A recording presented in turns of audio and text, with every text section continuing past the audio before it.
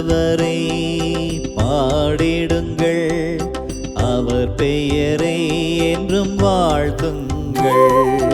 ஆண்டவரை பாடிடுங்கள், அவர் பெயரை என்றும் வாழ்த்துங்கள்.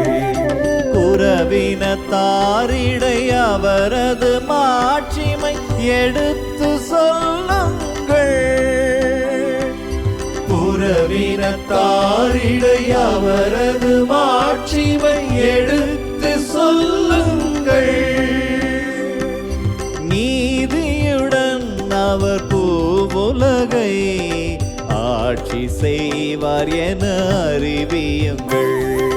நீதியுடன் அவர் பூவுலகை ஆட்சி செய்வார் என அறிவியுங்கள்.